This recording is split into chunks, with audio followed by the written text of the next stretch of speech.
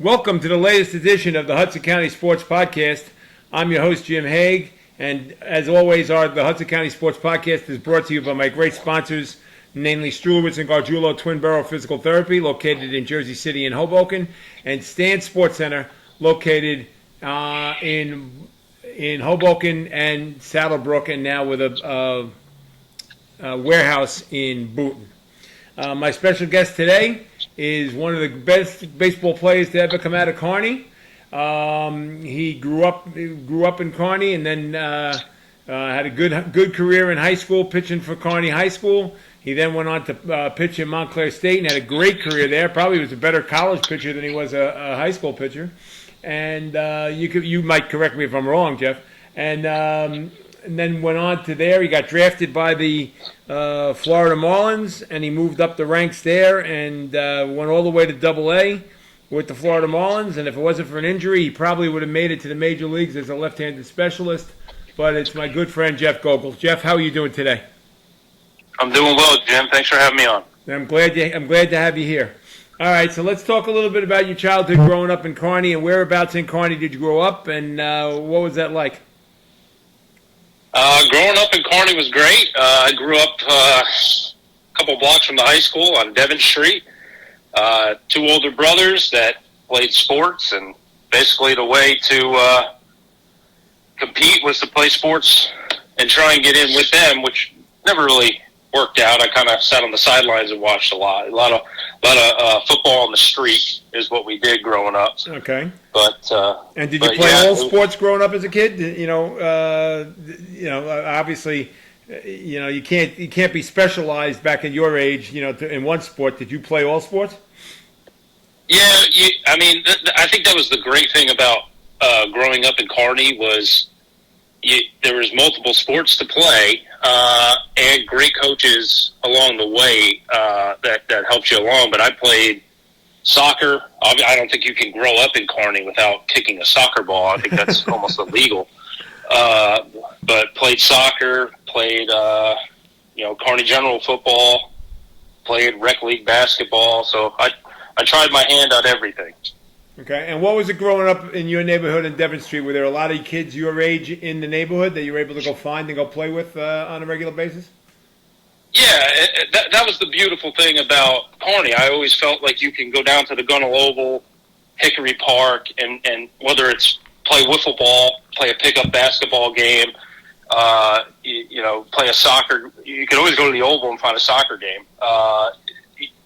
There was never a shortage of being able to find a sporting event with friends that you can figure out, or home run derby down in the Pony League field, even though we couldn't reach the fence yet. But but that's kind of what it was you just get together, and like I said, a lot of times we just played tag football in the street, just got out of the way of the cars. Okay, that's the way of the world. I know you don't get to see that much often and nowadays. No.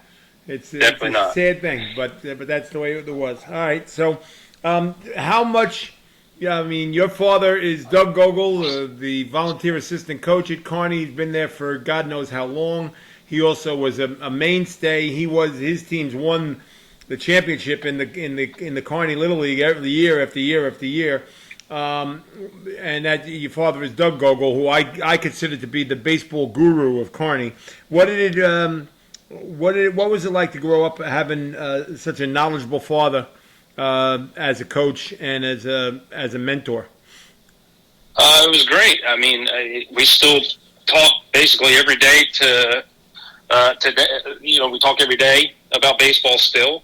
We're both Yankee fans, as of this point, very disgruntled Yankee fans, but we chat every day. But growing up in the house, it was, like I said, I had two older brothers, Steve and Chris, that played baseball also, and I kind of was always traveling to see their games, and I picked up on it, and I kind of knew early on that's kind of what I wanted to do, was to play baseball, even though I was with other sports. But he was a great influence, a great coach, and like you said, he coached for many years after I finished. A lot of parents and volunteers kind of fade out of the coaching when their son stops playing that league, and he continued, and he had magnets on the refrigerator, three-peat for town championships and everything. So he let you know that he was when you went to his house, that he won some town championships. But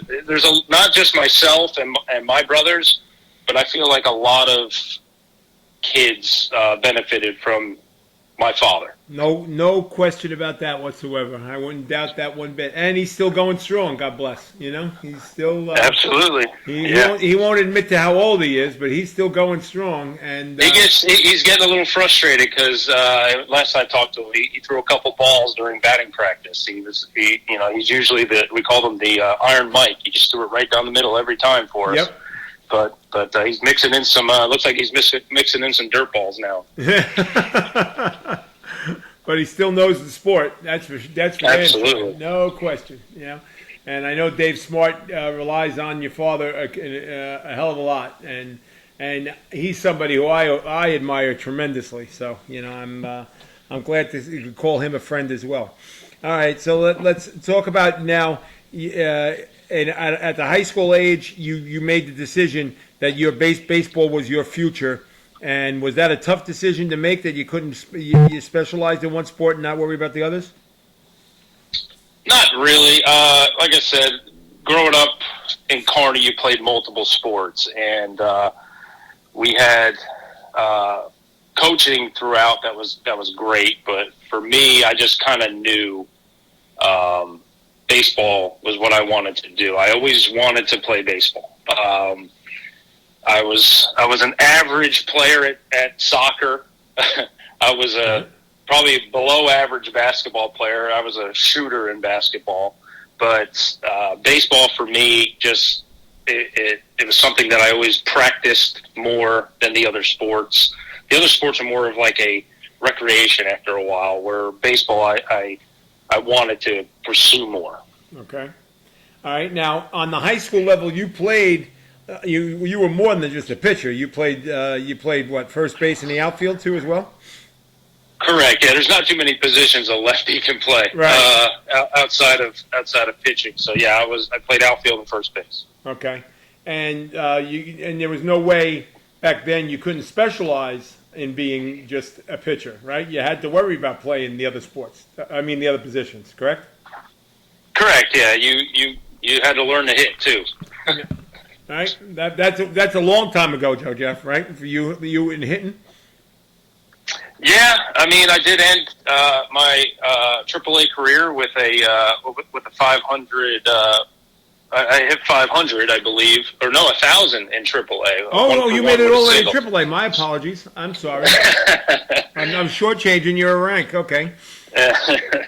All right. So you what? So in AAA you were what? You were 500. You won for 2. No, I was actually 1 for 1. Oh wow! I don't want to bring up my AA batting. That was pretty rough. Okay. All right, but anyway, let's. But you knew that pitching was going to be your ticket out. Yeah, it came natural. I was able, growing up, I was able to throw strikes, and that's one thing my father really harped on. Hey, throw strikes. Things are going to happen.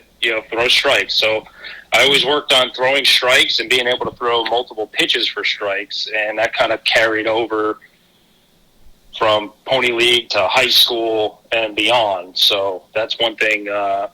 One thing I dedicated myself to was throwing strikes. Okay, Jeff, tell me how it happened. How did you increase in velocity through your high school career and then into college? It seems like you started to throw much harder as you got older. Well, one thing is weight training. I wasn't really a big lifter in high school. When I got to college, and you kind of have that mindset of, okay, this is what I want to do. In order for me to get there, how do I get better? You learn a lot more about taking care of your body, training, off-season training. Because in high school, you're seeing it a lot more now with travel ball and all this perfect game stuff where kids are kind of dedicated to the one sport all year round. We didn't have that. I mean, we weren't. So it was. Well, you couldn't play all year round because it's other things throughout up here. The year. Yeah. You couldn't play all year round because the temperature wouldn't allow you to. You couldn't play in 32-degree temperature. So so that limited you there as well. All right. So now, and you played for Jimmy Sickinger was your head coach? Yes. Okay. And what was he like to play for as a head coach? Oh, he was great. He was great baseball mind. Knew the game, which is always what you want.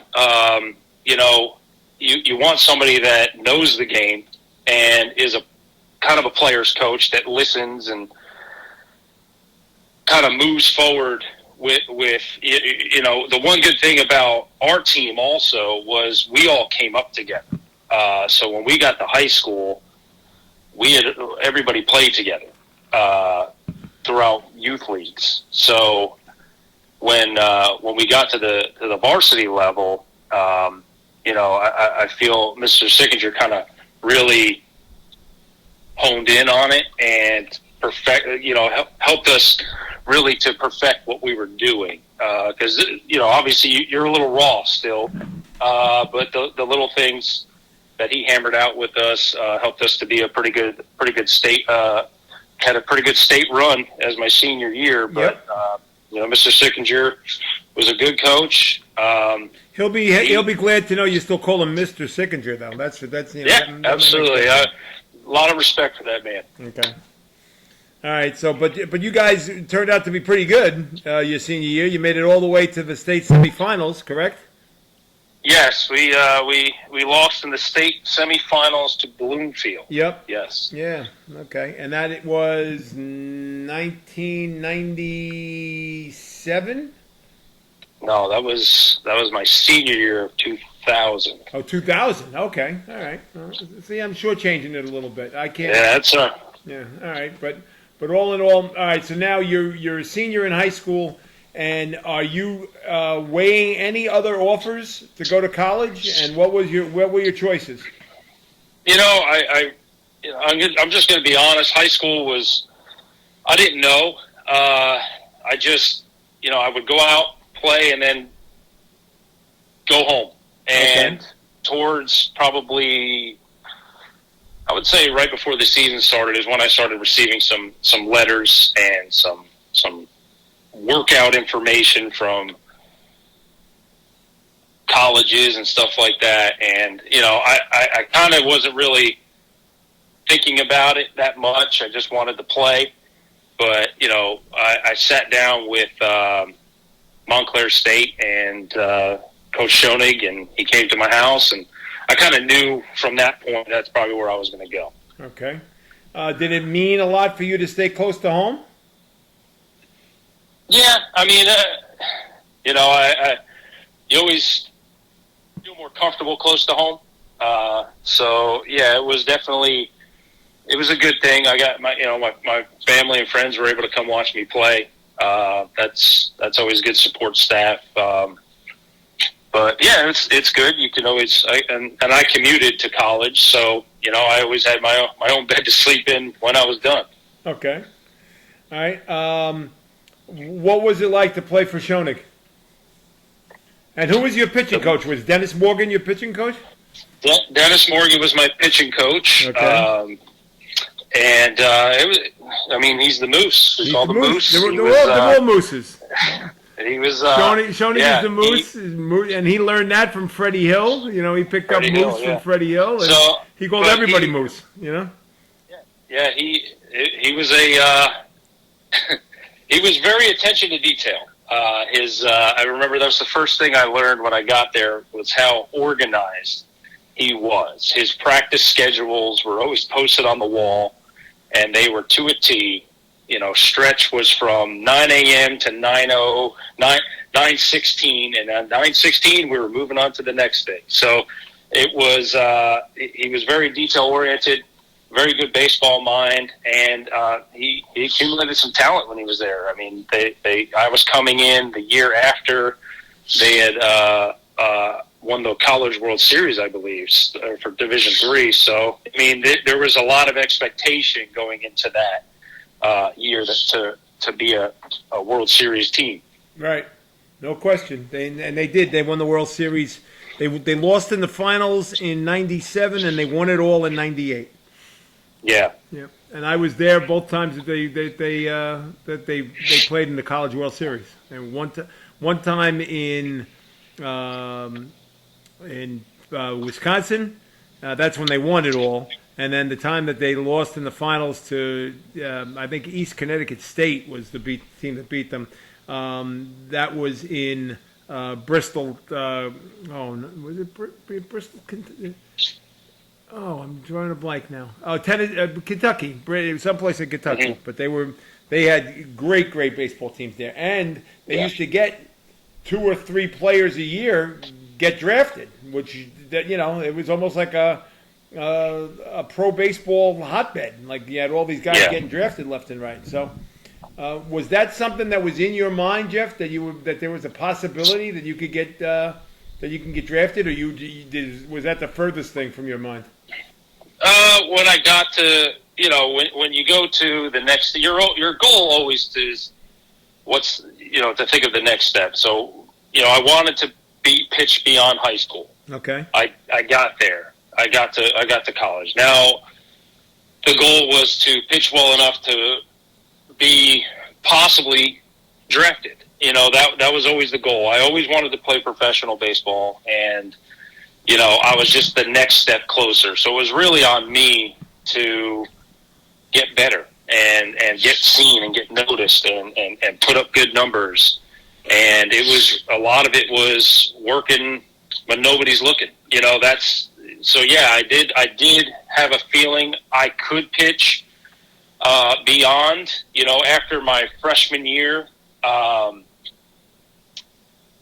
It was more of okay, I can do this. It was more of a feeler. And then really after my junior season was when I really felt like I had an opportunity to. And a lot of that was being able to pitch up in Cape Cod.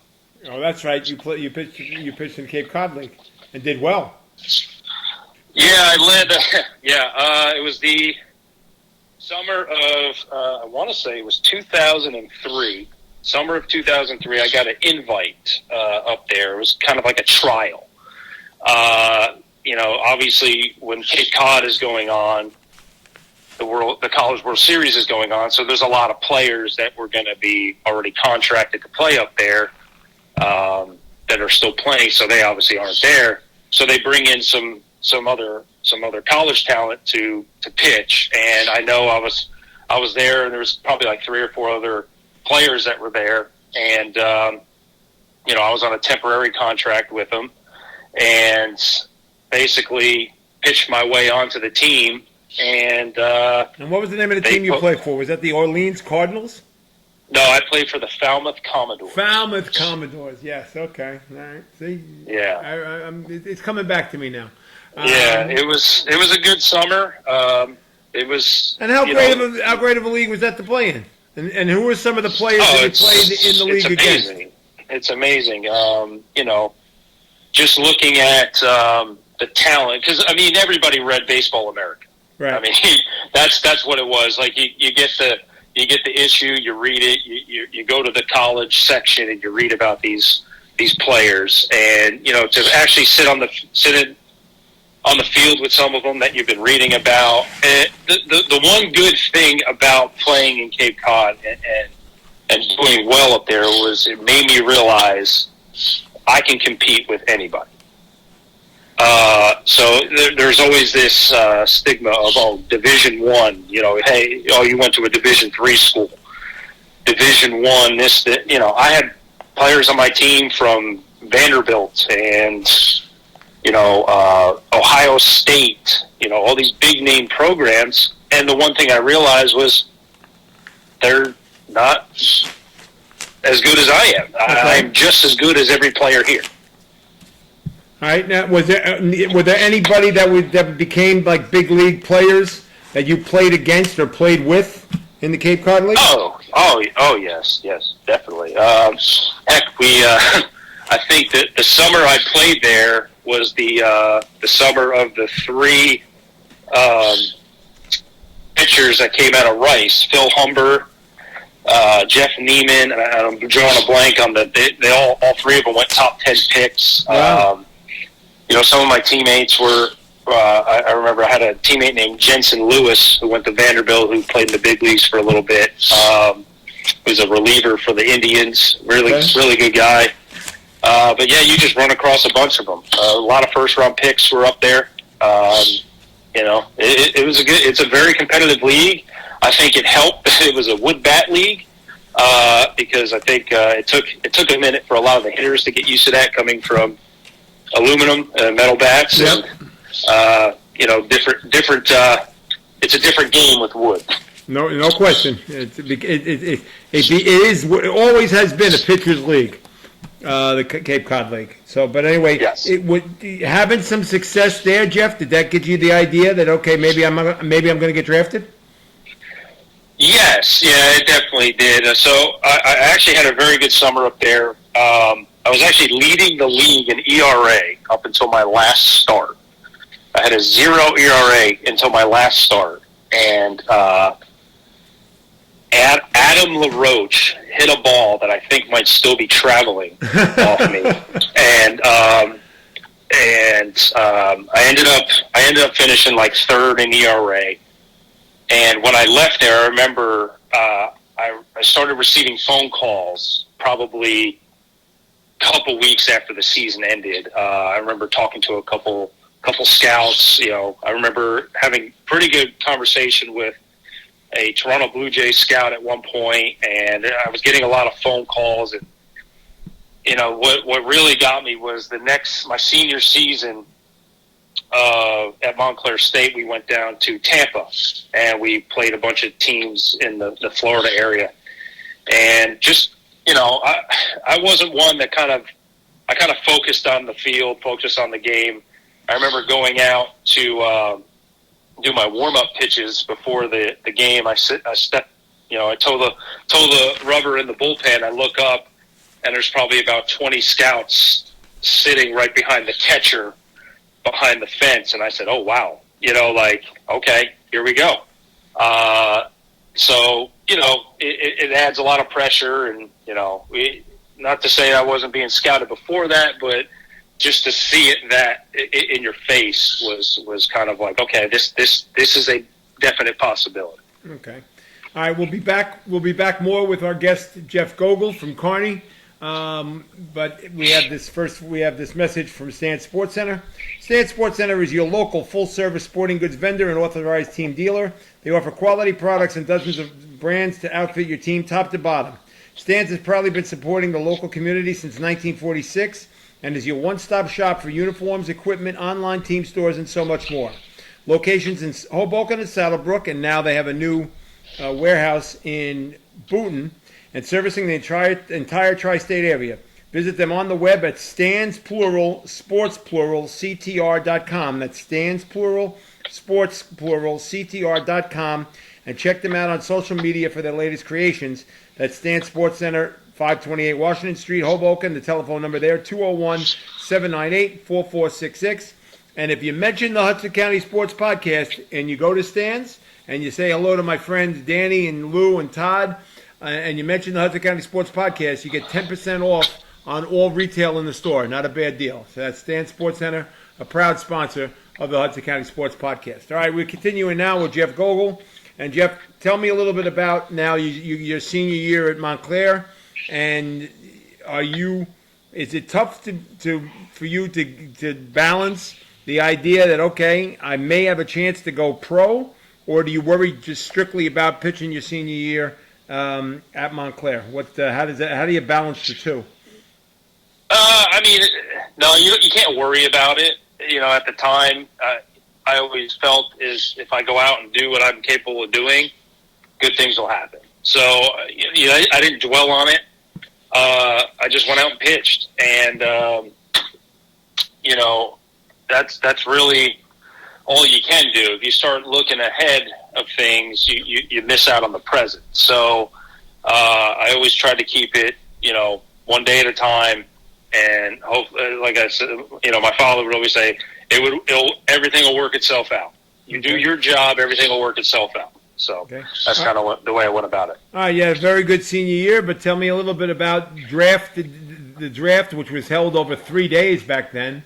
And what was that like to go through the idea of trying to follow the draft if you did, and if not, did you just wait for the phone call to come in? Well, yeah, the draft process is a little different now. Obviously, it's televised. There wasn't an MLB network back then. They did everything.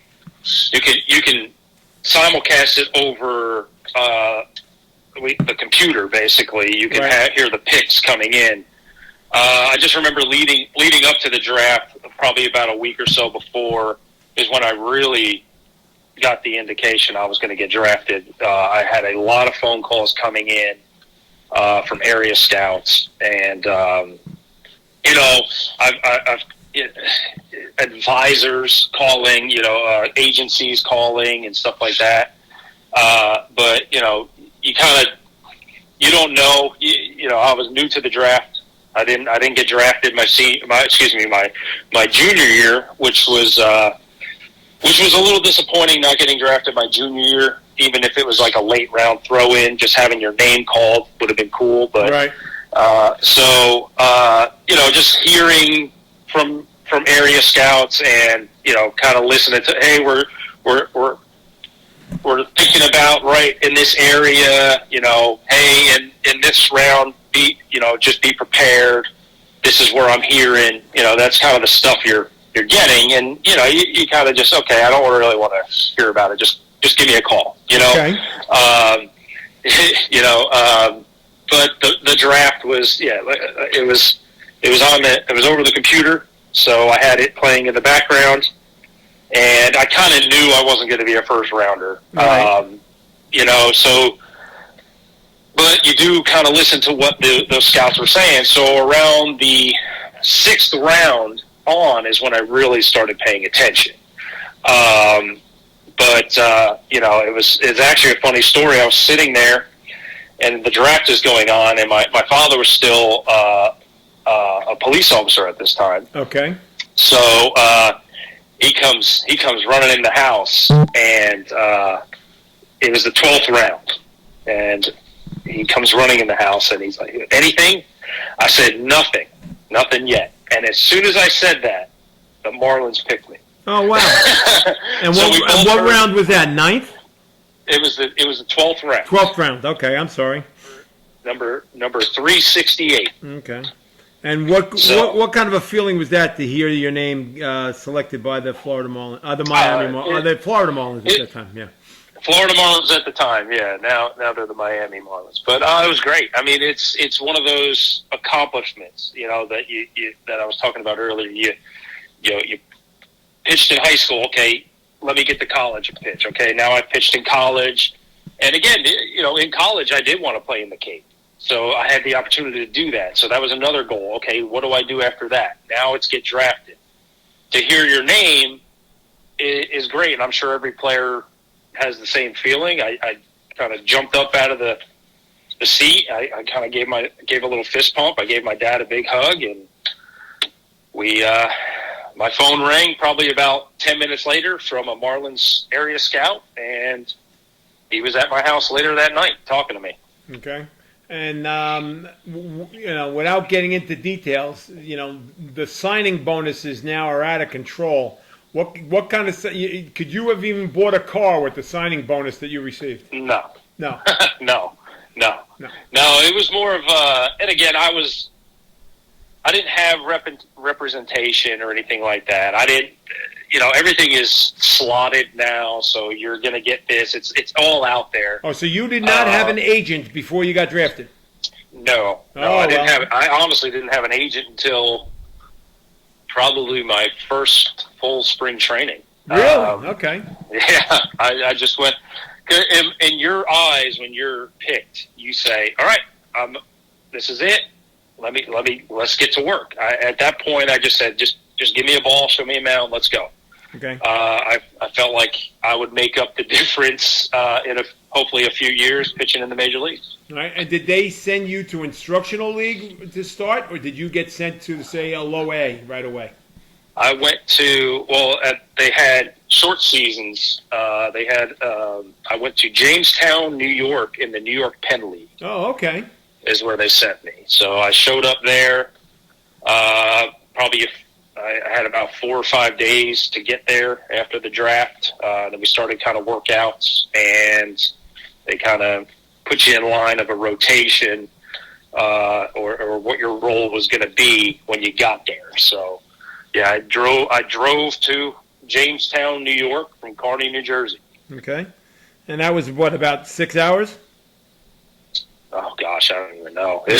Okay. I remember it being very long. I imagine. All right, and when you got, first of all, were the Marlins the defending world champions at that time when you got drafted, 2003? They were. Yeah. They were. They knocked off my Yankees. They beat the Yankees in the World Series. Yes. Mm-hmm. Yes, they did. Well, we don't want to mention that, so okay. I just remember Josh Beckett I think he was the MVP of the World Series. You know, he had a great World Series.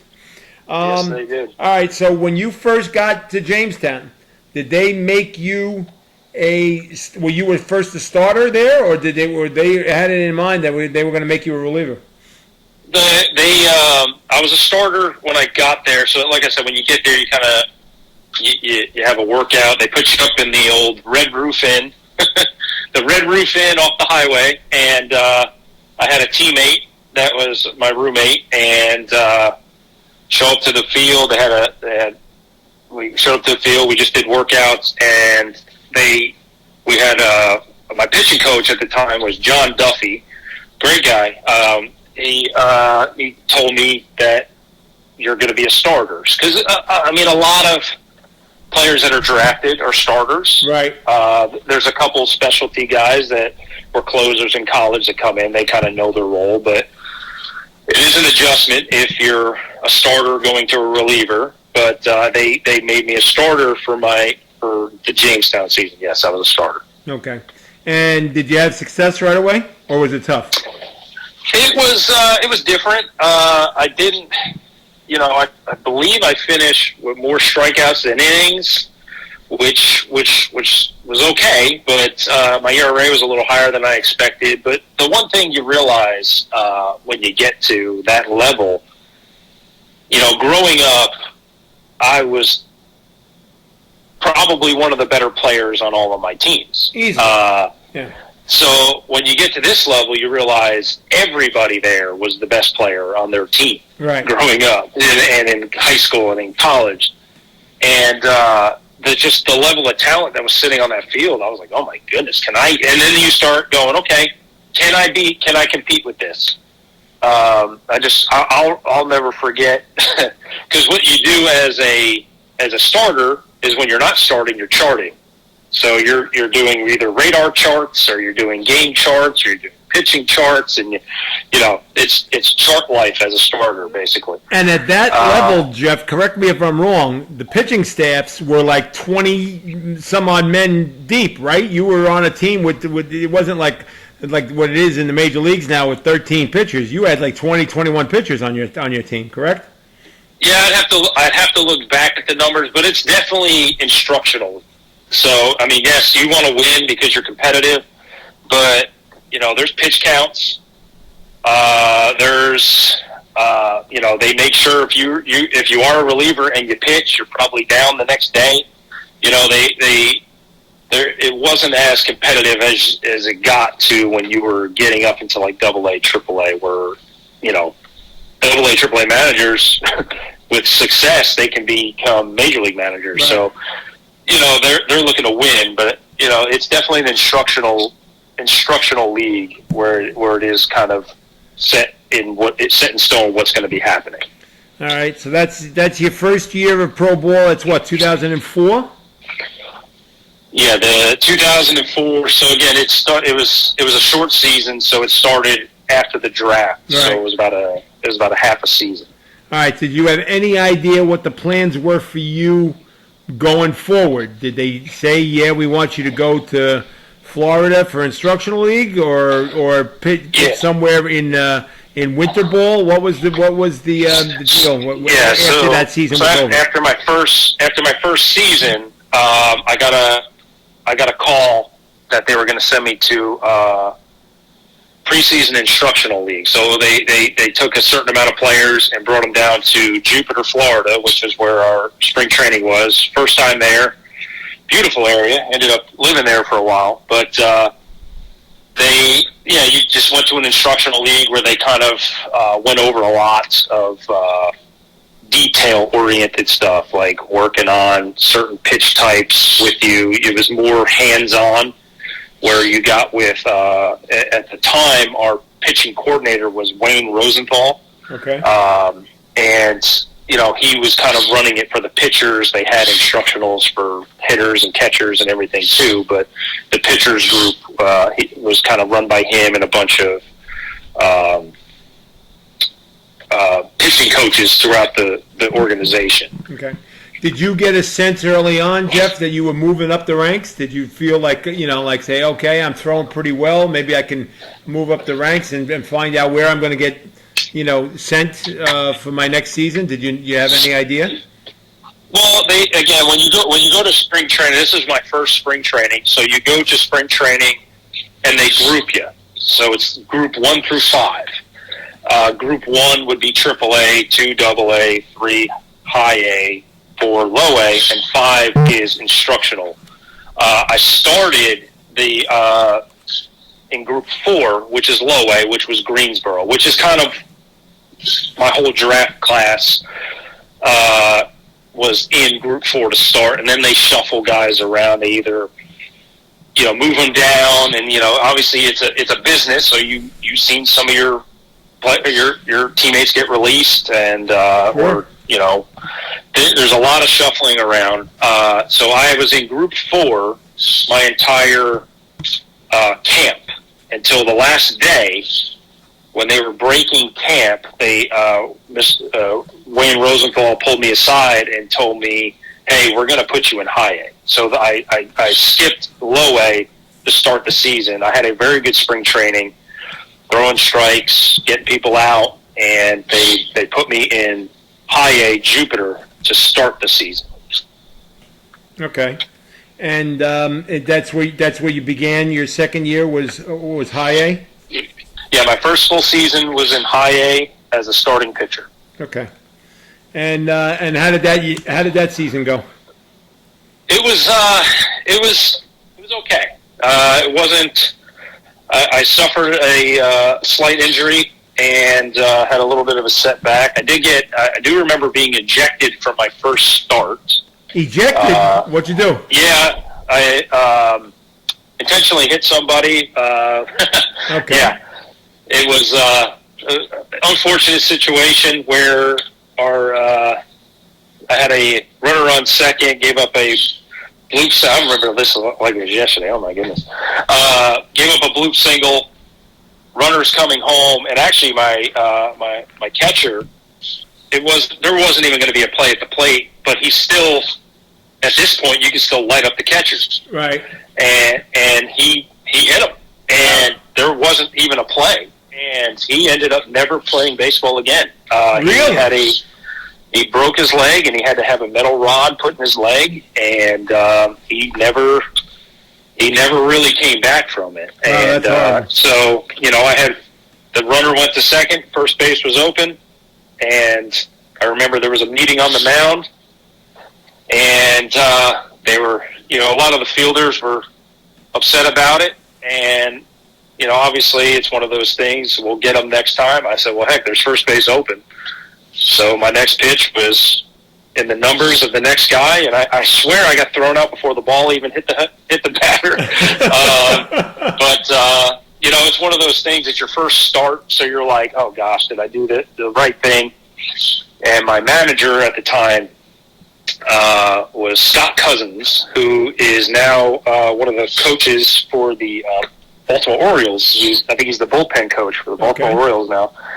And he lights up, he gets thrown out. And on the way back, I'm kind of trying to stay back from him because I don't know. I mean, first start, I don't really know. I didn't really work out with this group it's like I just got put in this group for High A right before the season, and I just remember going to my locker, and I had my head down at my locker, and here he comes, and he gives me a pound. He goes, "Way to take care of your teammates." And that was my first start in High A, but it was an okay year. I kind of came on, had a slow start, came on, had a couple good starts in a row, and ended up having some shoulder fatigue, and they shut me down for a little bit. Okay. So that means with a hurt shoulder, you weren't going to instructional league again that next off season. You had the off season off to heal and get ready for spring training the next year, right? Yeah, that was the goal.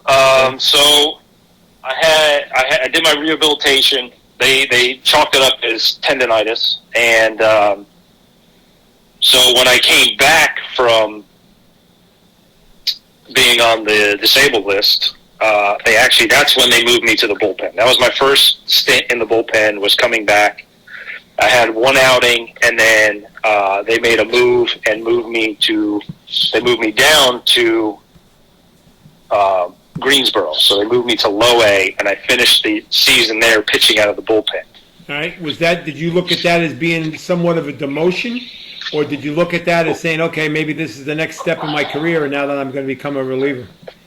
Well, at the time, yes, you always look at it when you're moving down a level. You're always looking at it as, okay, what's next? But yeah, I mean, in that business, like I said, you've played the game your whole life as a sport.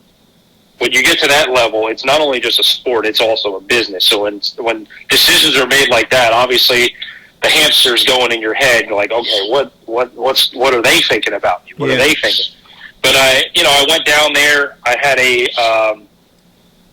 I finished the season pretty good. I think I finished with like a 3 ERA out of the bullpen. Not too many innings, but I actually didn't mind it. It was something that I was like, okay, I can do this. And the issue was after that season, when I started my training, I really started to feel something in my shoulder. And I ended up having surgery that off season on my shoulder. Okay. So the tendonitis was actually a torn labrum. Oh gosh! So I pitched the rest of the season with a torn labrum. I remember trying to throw in the off season with my dad, who basically throughout my whole career was my throwing partner. He could still throw it 150 feet easy. Yep. But I was having trouble kind of getting it to him, and I told him, I said, "Man, there's a sharp pain in my shoulder. I can't get rid of it." So I ended up having that go on and had surgery. Wow. Okay, so then after you recover the next year, where do you go to spring training, and where did you think you were going to get assigned to? Yeah, so I basically missed the entire 2006 season because of surgery. Oh, wow. Okay. 2007, I came back and pitched a little bit in spring training, but they held me back. So I didn't break camp with the team just because of the surgery guidelines. Basically, they're everything's on a timetable. Sure. If you feel great, they slow you down. It was weird. I felt like, I feel good. And they're like, no, you just pump the brakes a little bit. We got to do this. But again, they know better than me. As a competitor and as an athlete, you want to get back out there as quick as possible. But they take you got to build it up. But I did not break with a team in spring training.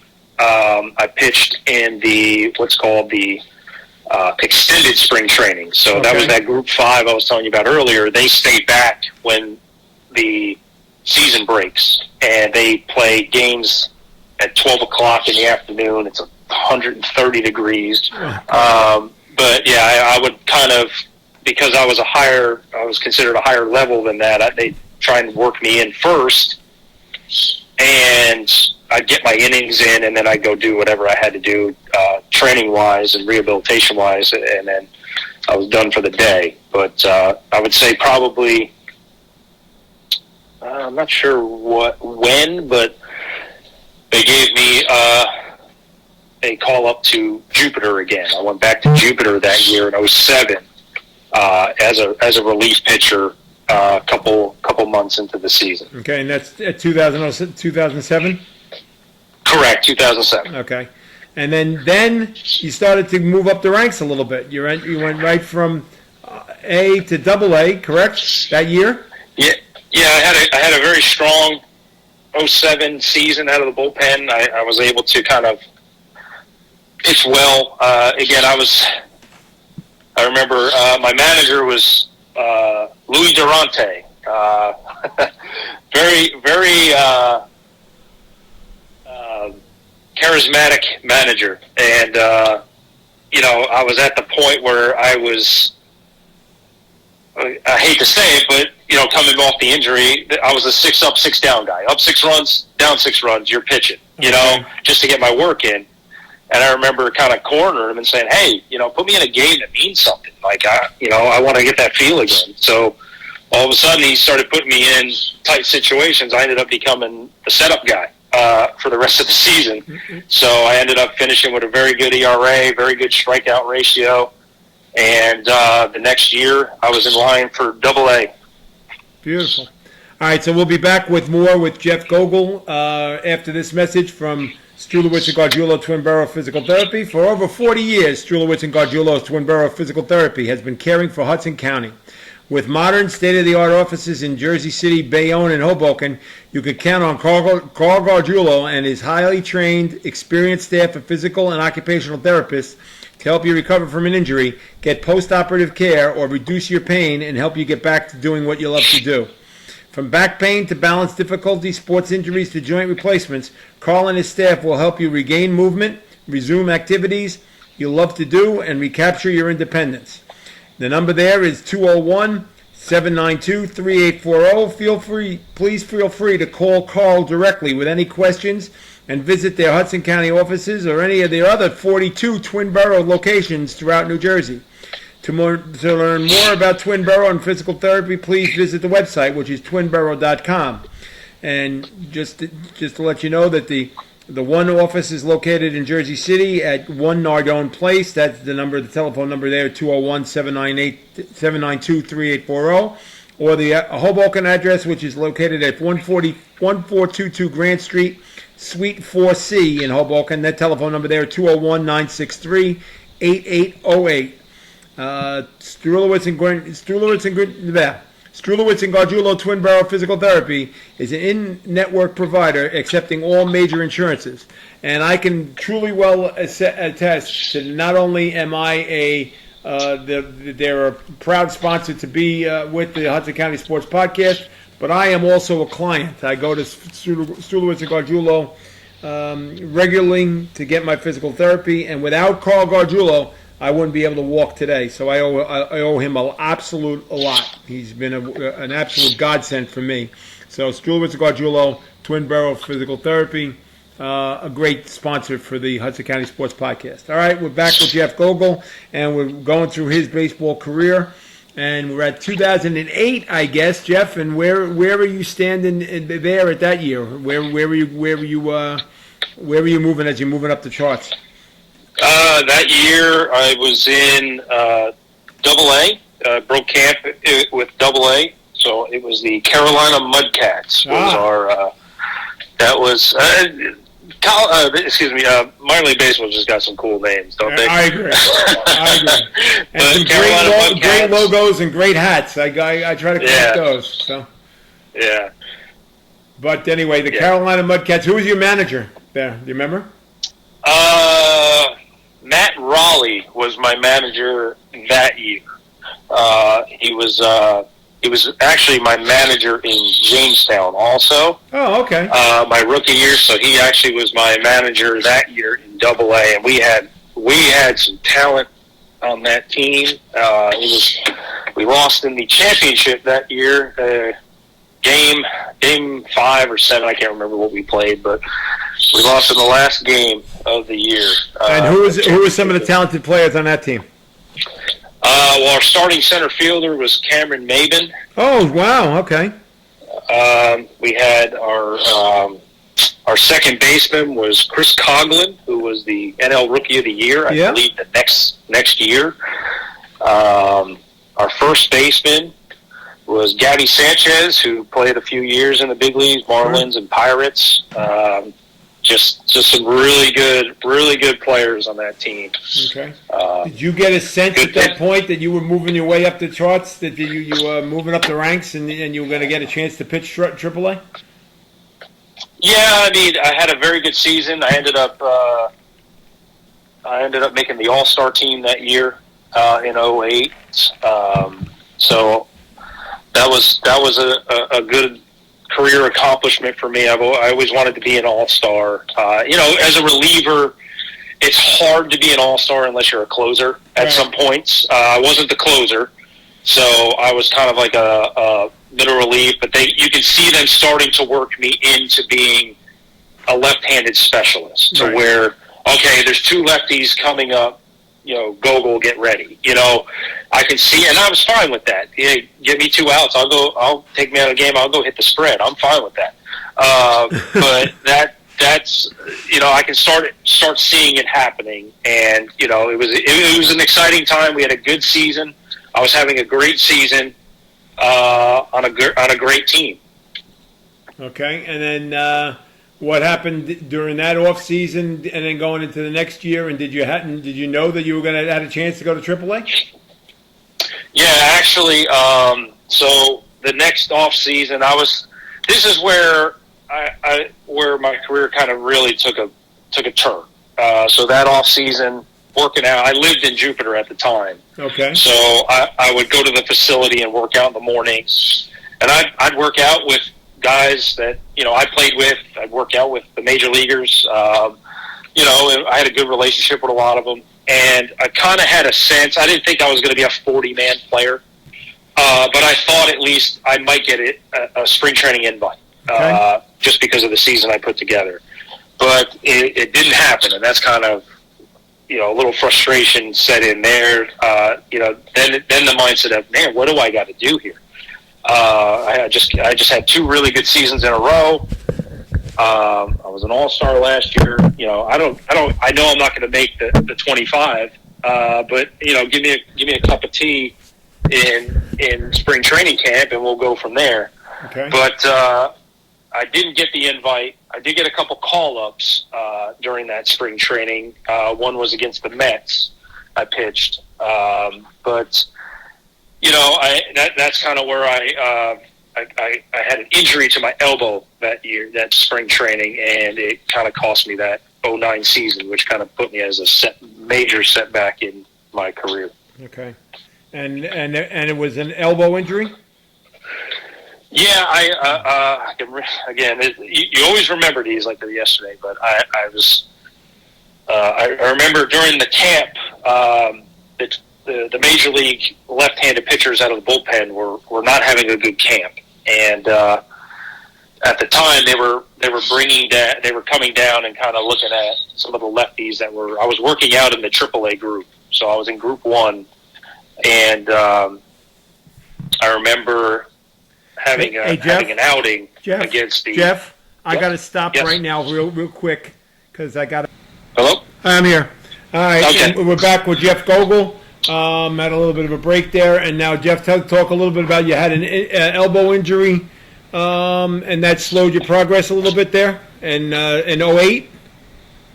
Yeah. So spring training of 2009 spring training going into 2009. Okay. I was in the AAA group working, and I had there was some indication that some of the lefties might get a look in Major League camp, and so I just remember I had an outing against the Cardinals.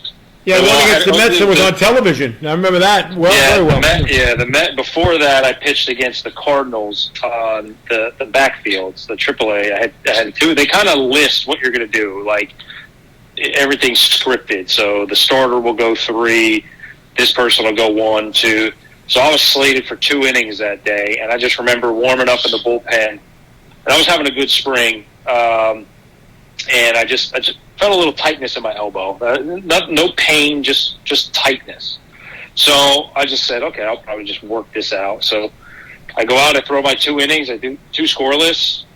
I did what I usually do. I went for my run, my conditioning. I, put some ice on myself and went home for the day. And the next day came, and we're in our groups. We're doing our morning throwing, and I'm kind of at 90 feet, and I'm like, man, this is a little bit more than soreness going on here. So I just go up to my pitching coach at the time, and I just tell him, who was Scott Mitchell, and I told him, hey, you mind if I kill it today? It's kind of a little sore today. He said, yeah, do what you got to do. Get your running in, do this. So after that day, they came up to me, him and Wayne Rosenthal, who was the pitching coordinator who I discussed earlier, and they told me, like, hey, I think there might be an opportunity for you in one of the upcoming major league games.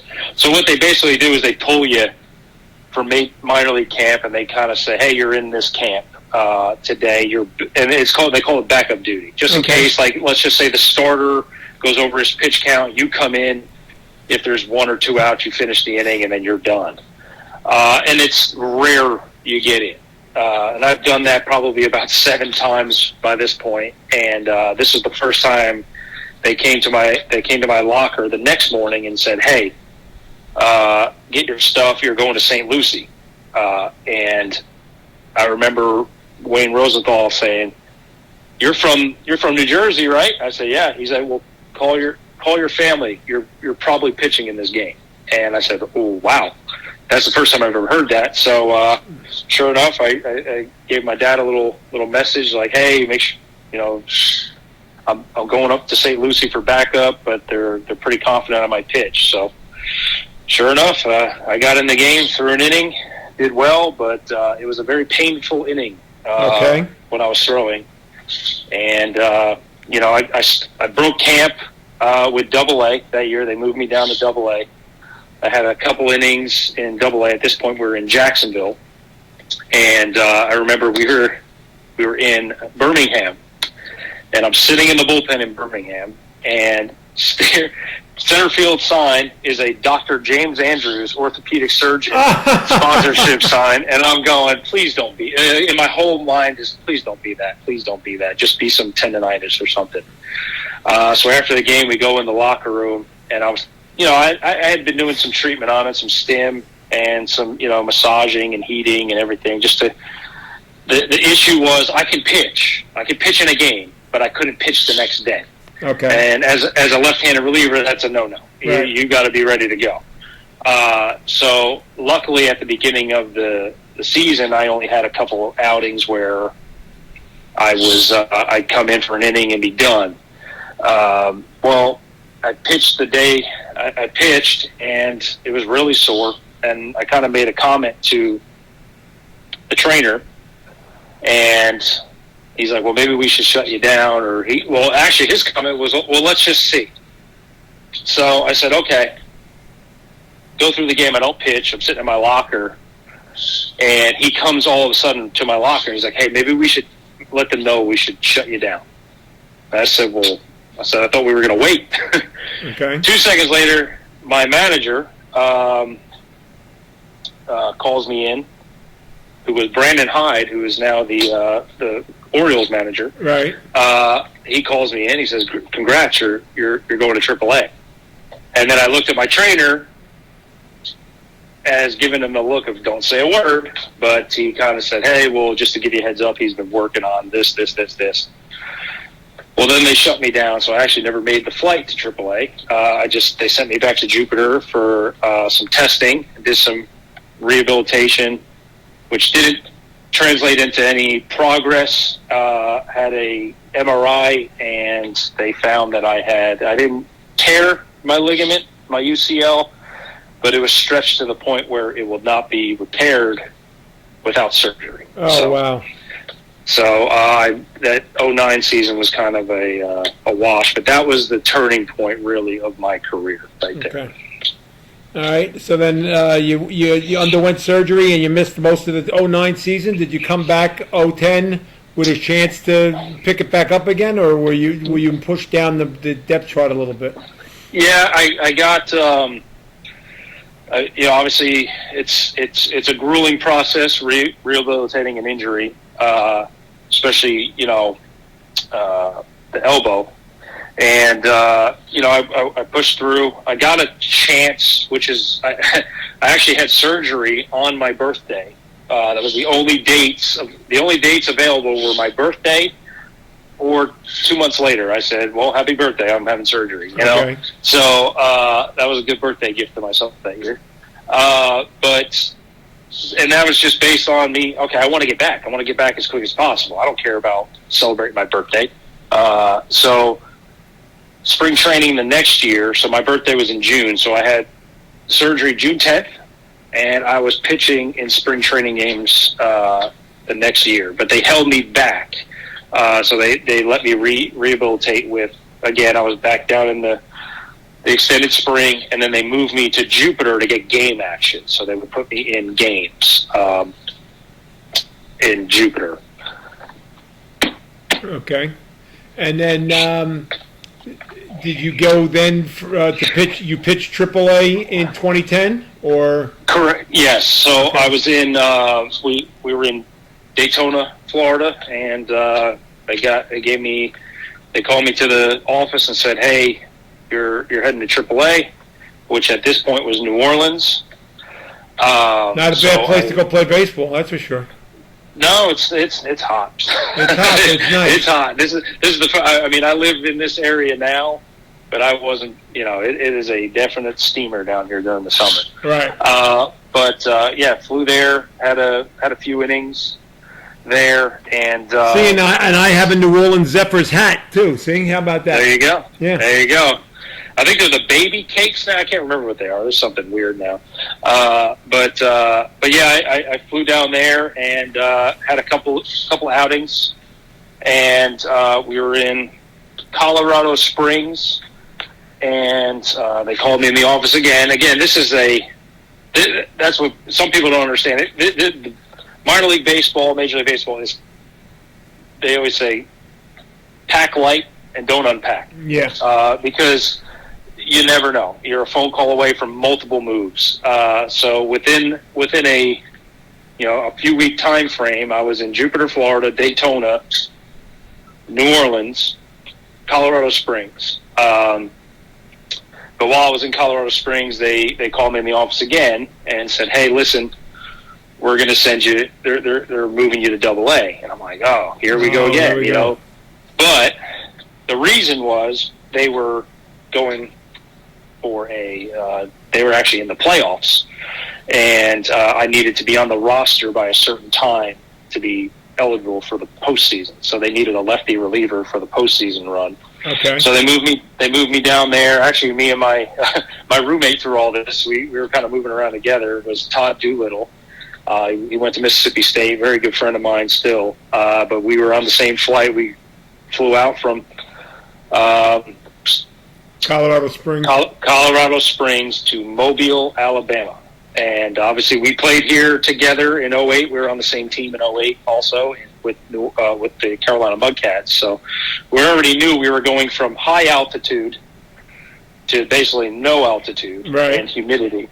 I mean, I can't complain because that night I met my wife, my now wife, so I can't, You're kidding I me. can't really How'd that complain happen? about the travel, but... How did that happen, Jeff? Excuse me? How did that happen? How did you meet your wife? Well, we get to the ballpark, and, we don't even get to the ballpark until probably like the first inning. We get there and the game's already starting. I'm talking to, they have like an extra bag for uniforms, so we're just trying to find a uniform that fits, get out to the bullpen. I'm told, and at the time, again, my pitching coach is John Duffy again, who was my rookie ball pitching coach, and he tells me, he goes, "Hey, you guys have had a long day." Because we changed time zones. We've had multiple flights. I mean, it was just a long day. They said, "Hey, you guys are down." So me being the guy, I had my cleats on. I said, "I don't believe a word you say." So sure enough, I got to the bullpen. We kind of just play catch just to get our arm moving. And Mobile had 3 lefties coming up. So here comes the radio call down. "Hey, did Gogal bring his cleats?" "Yep, he's got his cleats on." "Okay, he's in next inning." So I throw the inning, get through it, and I come off the field, and they tell me I'm down the next day. 100% you are down. You're not. So we go back to the hotel. Again, these are guys that I was training with. I hadn't seen since spring training because they've been out playing. So they invited me out. They said, "Hey, come on out. Just come on out." So I'm exhausted. I said, "Okay, 1 drink," and that was it. And I ended up sitting at a bar talking to who is now my future wife. Well, not your future wife, she's your current wife. Yeah. Yeah. And what's your wife's name? I tell her every day how lucky she is. I decided to go out that night. Of always. And what's your wife's first name? Whitney. Whitney. Okay. Well, you got to meet Whitney that night, so see, it paid off. It paid off. All right. It did. All right. So I can't complain. All right. So did you spend the rest of that season with AA? Correct. Yeah. We were in Jacksonville, Florida, and spent the rest of the season with them, and ended up winning the AA championship. Oh wow! That's congratulations there. Okay. All right. And then so then the 2011 season. Did you have any idea where you were going to go, or? Well, I was a free agent after that year. Oh, you're a free agent. Okay. I kind of had at the time. I did have an agent at the time. I was talking with him and seeing what's out there. But you kind of look full spectrum. You look at other teams. You see, I had a couple calls from them, but I kind of felt like there might have still been an opportunity with the Marlins because they knew me. So they made me an offer. I re-signed and for a 1-year deal, and went back for spring training in 2011 spring training. Okay. I was with the Marlins. All right, and then what happened that year? That year was I pitched in the AAA group. Had a good spring training. That was the year I was released from the Marlins also. So Did that as a complete shock to you? You kind of see it coming sometimes. I was having a good spring. So it was the last day of cutdowns, and I remember sitting at my locker with Todd Doolittle, and at the time there were 3 lefty relief pitchers in the AAA group, and 2 of them were on the 40-man roster, okay. and I wasn't. So I kind of said, "Man, this is one too many arms in this group." And as soon as I got done saying that, they called me into an office and gave me my release. It's a humbling experience sitting in an office and somebody telling you can't do what you love anymore. Yep, and especially now you got to be on it, go on a flight and go back home. And at that point, did you know, did you have an agent that was helping you to maybe sign with hook on with another team, or what was that? So the one thing, I sat down with them. The one thing I do remember about the whole thing was typically when this situation happens, you have your coordinator, a manager from that was with you, and a field coordinator is kind of in there, and the player development guy kind of sit down.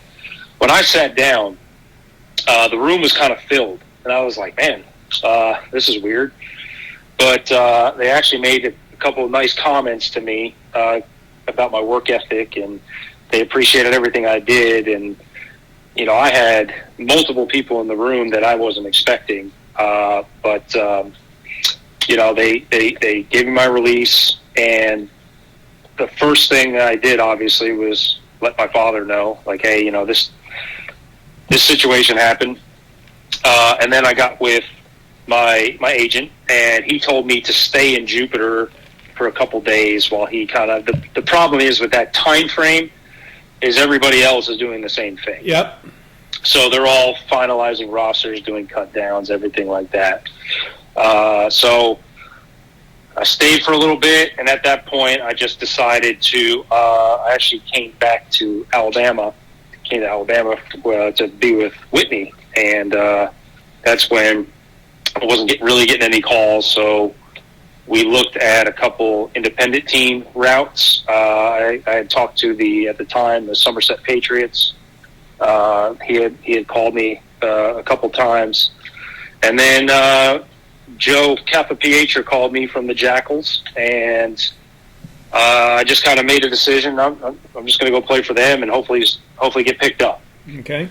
And so then you come back home, and now you're here playing for the Jackals in Upper Montclair, which unfortunately I don't know if you heard, but after 25 years there, they've decided to end their association with Yogi Berra Stadium and then move it elsewhere. So I don't know if you knew that, but that was. Yeah, I heard about it. Yeah, that came as a little bit of a shocker to me. But anyway, you must have enjoyed your time at the Jackals, although it was not affiliated ball. You were playing at home again, and you got people to come and watch you and see you pitch. Yeah, it was good. It was good to go home and see some friends and have my parents actually be able to come to a game again and watch it. I mean, there was a couple guys there. One of my teammates there was Isaac Pavlik, who good man, great guy. Just the rubber arm. But he, when you're there, I kind of knew, if it didn't happen quick, it probably wasn't going to happen. That's the mindset. Right. Like if I can get picked up quick, great. If not, just ride this train until, it is what it is. And that's kind of what happened. The sports window closes, and when it closes pretty quick. Absolutely. So, how old were you at that point, Jeff? How old were you at that point? 28, 29? I think I was 29. Okay. But yeah, there wasn't really any calls. Actually, I got a call from the Marlins, which was funny. I got a call from the Marlins, and they were scouting somebody else on the team, and they asked for my opinion on him, and they ended up signing him. So I was asking for a little commission, but that obviously didn't happen. Right? I just kidding. But I decided. We finished that season, and it was one of those things that I felt like I had another good year in me, minimum, and I just wanted to play one more year. So I came back for another season with them, and then I was done. But you came back with one more season with the Jackals, right? Correct, yes. Yeah. Okay, but then after that was 2012. That's when you decided that was it? You were done? Correct, yeah. Okay. There wasn't really... you wait for the phone calls to hopefully come in. When the phone call is the same opportunity, and you kind of know, there's really no. I was at that time 29, 30 years old, playing independent ball. I kind of knew, you fight it as long as you possibly can. Yep. But reality sets in after a while, and it was time. It was time to just kind of step away from the game. And, I had a decent career. I didn't have a great career. I didn't accomplish every goal, but... Okay. Jeff, is there any frustration, disappointment in the fact that you came so very close to the big leagues and you fell short? Oh, yeah, absolutely. Like I said, growing up, my father always taught me to set goals. So when you don't reach the goal the ultimate goal that you set, and feeling that you were pretty close, yeah, it is frustrating. And I'm not going to say I felt I had the talent to do it. Obviously there were some injuries involved. I don't know if that played a huge part in it, but the guys that play on TV, they're the best in the world. Yep. So, I watch games. I try and, there's some of my old teammates still playing. So, it's good to see them, and it's good to see that. But, there's a lot of guys that I played with still playing, some guys that I thought were really good that got released. So, you realize it is a business, and that's kind of what I've looked at now. I had a great opportunity. I'm thankful for everything the Marlins gave me as an opportunity. I got an opportunity to meet my wife because of playing baseball, so I can't really complain. But obviously, career-wise, yes, life would have been a lot easier with a couple $1 million in the bank. Oh, of course. All right. So then after you decide to retire, you decided to make your full-time home in the Mobile, Alabama area because you wanted to be close to Whitney. Yeah. So I moved down here. I actually trained here for a few off seasons, and I noticed the winters aren't bad. Okay. It's October. It's still 85 degrees. I mean, there's no problem with that.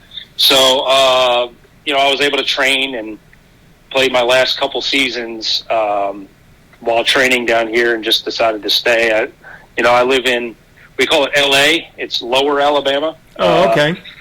But it's beautiful here. Got the beach. I can do got the beach 30 minutes away. Okay. There's casinos in Biloxi if you want to go do that. I mean, there's a lot of stuff to do down here.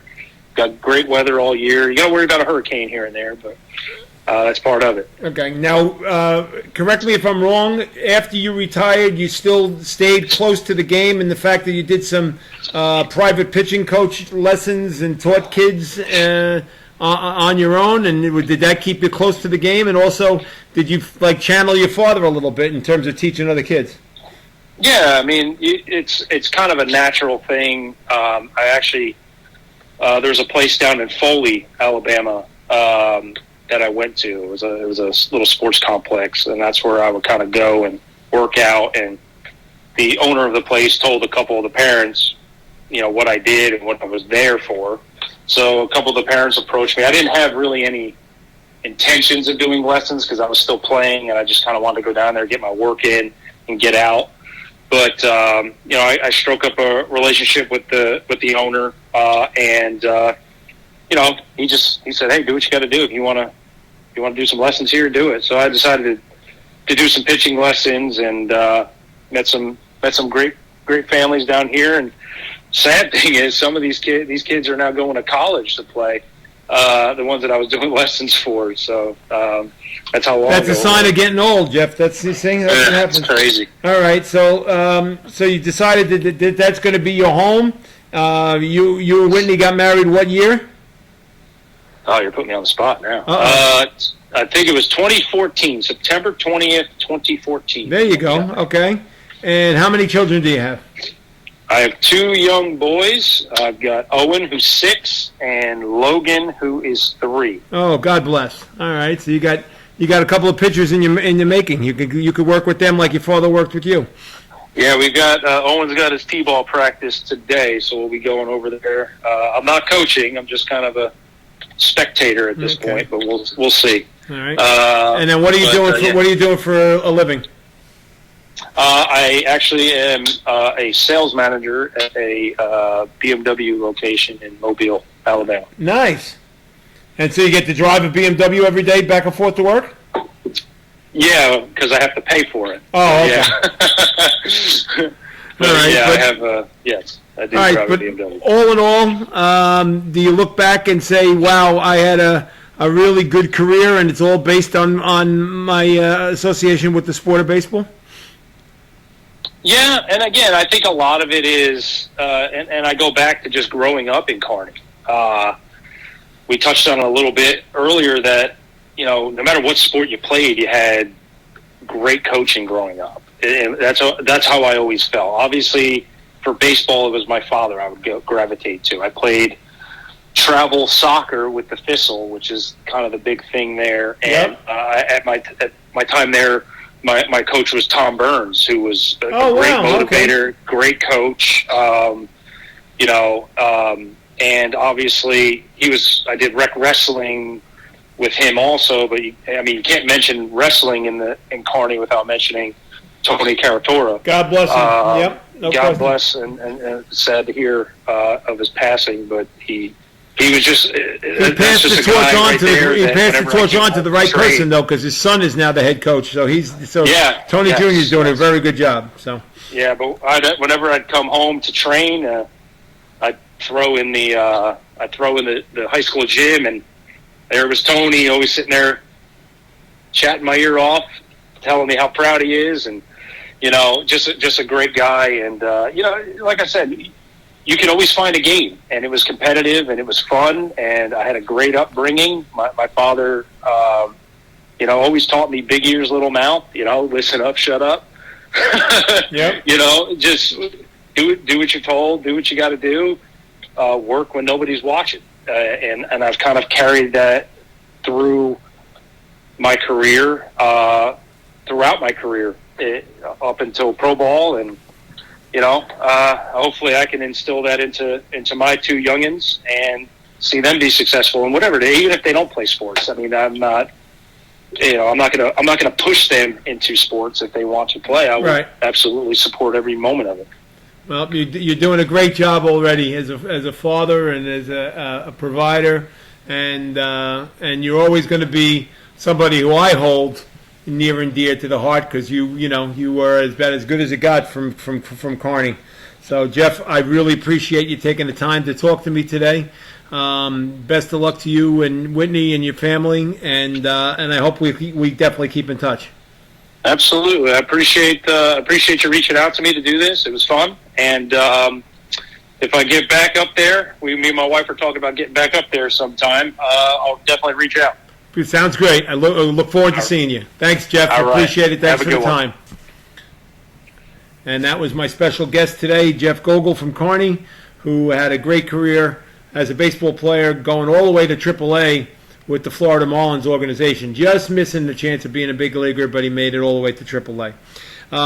Thanks once again to my special sponsors, Strulowitz and Gargiulo Twin Boro Physical Therapy, located at 1 Nardone Place in Jersey City. Telephone number there, 201-392-3840, or at 1422 Grant Street, Suite 4C in Hoboken. Telephone number there is 201-963-8808. And also, my other sponsor, Stan Sports Center, located at 528 Washington Street in Hoboken. Telephone number there, 201-798-4466.